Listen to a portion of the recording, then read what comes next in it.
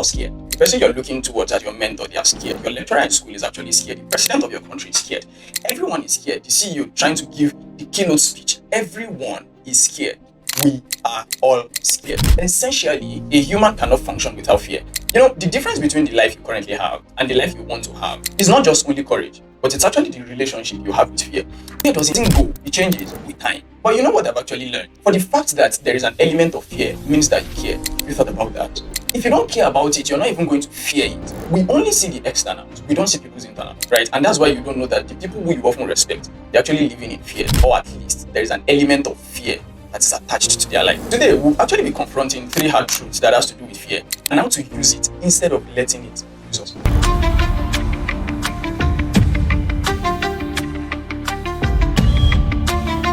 Fear isn't just the big moments, the near accident moments, the bad news we hear when you're caught doing something bad. That's not the only time when we experience fear. Fear is also in the tiny tremors that occurs in our fingers when we're about to do something that matters to us deeply. And you see, it's the voice that whispers, what if I fail? What becomes of me? What would people say? I mean, right as you actually take the first step to actually do that thing that you care about. But here is the truth. We are all scared. The person you're looking towards as your mentor, they are scared. Your lecturer in school is actually scared. The president of your country is scared. Everyone is scared. The CEO trying to give the keynote speech. Everyone is scared, including me. We are all scared. I usually think that courage is like the absence of fear. When they say, when you see a lion, don't run, just chill. I mean, who doesn't run? But courage is not the absence of fear, because essentially, a human cannot function without fear. Every person you actually admire is fighting a silent battle with doubt to say that, can I even do what people say I can do? The way people regard me, can I even live up to that standard? So everybody, every human is actually thinking about it. And there is often an element of fear involved in that thinking. I mean, the athlete that is actually breaking records is thinking, I look like a random guy on the street, or the guy that's just running for my country. Your friend that you even think has everything, his life is figured out, he's living the life he wants to live, is actually on ChatGPT. You know what he's Googling? My life is falling apart. ChatGPT should help him. That's what he's Googling. We only see the externals. We don't see people's internals, right? And that's why you don't know that the people who you often respect, they're actually living in fear, or at least there is an element of fear that is attached to their life. Today, we'll actually be confronting 3 hard truths that has to do with fear and how to use it instead of letting it use us. The difference between the life you currently have and the life you want to have is not just only courage, but it's actually the relationship you have with fear. Different kinds of people have different kinds of relationship with fear, but since you're actually going to be watching me, I want to tell you exactly the kind of relationship that you have with fear, and then while you cannot make fear go away, you can actually make it part of those regular parts of your life, and then it's going to know you, you're going to know it, and it's not going to have any power over you. So actually, I have 3 points. And if you love what you've been watching so far, I just implore you to at least subscribe so you can get much of our videos, and then kindly like and then share with your friends that you know that they would want to watch this. And for the comments, we'll talk about the comments before we end the video, because we should actually be talking to ourselves about things that matter. The first point about fear, getting back to fear and the subject of topic, the first point about fear is actually that it never goes away, it evolves. The first lie we actually believe is actually that the moment we are richer, you're skinnier, you're more successful, you won't be scared anymore.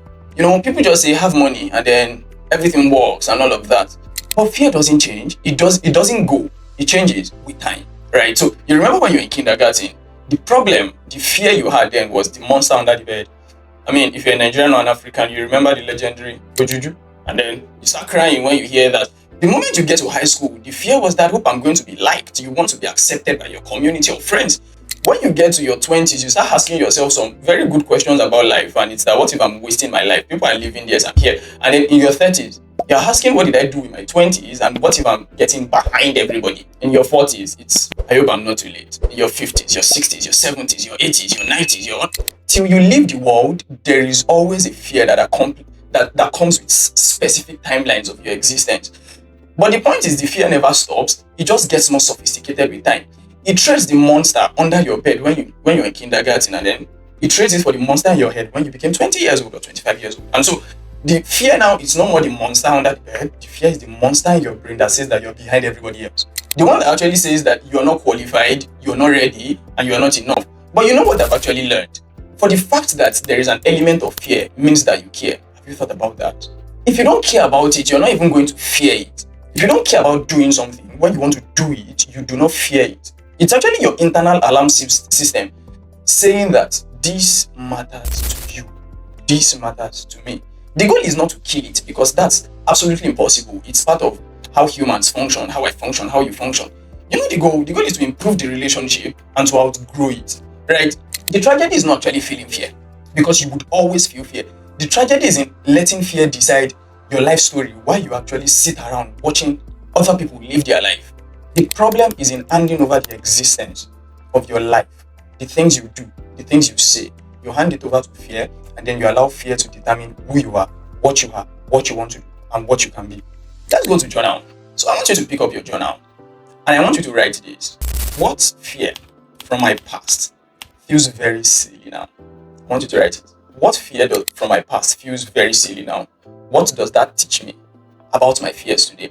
Now, the reason why you're going to write that is this. When you write the fears that, for example, it was for me, I think when I wanted to enter university, was writing JAM as a Nigerian, right? I was writing why. But, I mean, I passed it in flying colors, right? I entered. Those are kinds of fears. I want you to list them down and say, if this didn't stop me, what did they teach me? Or what did they teach me about the fears I'm going to meet in the future? So, what are the fears from way back that look silly, and what does that teach me about the fear of tomorrow? The second point is this. Avoidance feels safe, but it is a trap. Do not avoid fear. You see, when we try to avoid fear, we often, what we really want to avoid is the pain that comes with doing things that we fear. But in essence, are you avoiding it? You're just kind of postponing it. And for everything we postpone, or for every pain we postpone, we know that we all know that interest accrues on it, and then it eventually comes to bite us later. So you're not avoiding pain, you're just postponing your pain. You think you're being smart, strategic by postponing it and all of that, but you're not waiting for the right time. Both of us know what you're doing is you're just trying to wait till you don't feel human again, because fear is part and parcel of how the human body operates, or how the human system operates. So, and that day is not coming. The day that you will stop feeling fear is not coming. Meanwhile, the things that you're avoiding, they are getting bigger, they are getting scarier. The conversations are becoming much more harder to have. The opportunity gets smaller. The gap between who you are and who you are meant to be, you just keep on widening the gap, because you are acting based off fear. You've taken your entire life and you've placed it in the hands of fear. And so fear determines what you do and what you don't do. Again, the moment you wait, or everything you do is centered around fear as the deciding factor, you just keep elongating the problems that it's actually going to cause. You're waiting for a day that would essentially never exist again. You see, the point again is not even that you have to avoid fear. It speaks to a much more deeper problem. The deeper problem is that you do not want to do anything that is going to make you uncomfortable. And for the fact that you're watching this video now, you definitely know that that's not the way to live life. To journaling. I think that's the best way we can help ourselves. To journaling. What's one thing that I'm actually avoiding because of fear? What's the worst that can actually happen if I do it? You know, when we're young and then we do something, we don't want to tell our parents, but most of the time our parents end up knowing, what did they even do? Did they disown us? Most of the time, maybe they just spanked us once or twice and everything is back to normal. That's essentially what is going to happen when you face what you're afraid of. Really, again, for what you write in your journal, what's one thing that you're avoiding, and what is the worst thing that can actually happen? The last point, right, before we finally round up, is actually that your fear is a compass. I remember when I was actually doing the introductory video to the channel, and I said that what you're scared to do the most is what you should actually do the most, which was how I started the YouTube channel. Remember? If you don't remember, I would eventually link it here.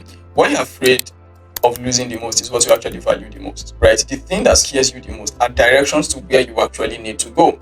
If you're very afraid of doing something, do that thing. Fear is not your enemy. It's your body's way of saying that, yeah, this actually matters to you, and you can't shove it away. The writer's scared to share their work. I think you should share it. The guy that feels that you can be an athlete, you can be a good dancer, you can be good at anything, I think you should actually go for it. You see, what you're most afraid of becoming is often closer to who you really are than the safe version that you're performing. Really, you know the reason why it's called performance is because it is not who you are. Deep down, you know what you want to do, you know what you should be doing, and you know that the only thing stopping you from doing it is not anything so serious. It's just because you are afraid of failing, you're afraid that hearing what people will say, you're afraid of different version of things, right? Your fear is not a wall, it's a bridge. The only way to cross it is to walk on it, right? Either it shakes on your feet, either it doesn't shake on your feet. It's not your business. The only thing you want to do is to walk through that bridge. The solution is not on fear, on top of fear, behind fear, beneath fear, or something. The solution is to walk through fear. Instead of using fear as an excuse for you not to do what you're meant to do, you know what you're meant to do? You should use fear as a data. Hey, data telling you that this is what you're actually meant to do. Data telling you that you can do this and you should be doing this. That's what I want you to use fear as. Now, over to the journal time. Now, what I want you to do is, what fear, if I embraced, would actually change everything for you? Would it be starting as a content creator? Would it be writing your blog weekly? Would it be going to the gym? Would it be whatever you think it should be? I just want you to embrace that. Write it down, and then I want you to start committing to it. You see, fear grows in the dark, right? It multiplies in silence. It feeds on isolation. And so today, I'm asking you to do something that might actually terrify you. I want you to shine a light on it. You've written all these things down in your journal. I want you to read it to yourself again. I want you to read everything to yourself again. Then ask yourself this question. What if this is not a stop sign? What if it's just a starting line? The things you've written down that you feared, why can't you just start doing one of them? I want you to send that text. I want you to start the project. I want you to make the sales call. I want you to hit the gym. Again, fear is not your enemy. It's your compass if you use it as that. It's pointing towards everything you've ever wanted. Stop running away from it. Start running towards it. Again, in the end, we're all scared, even those you respect.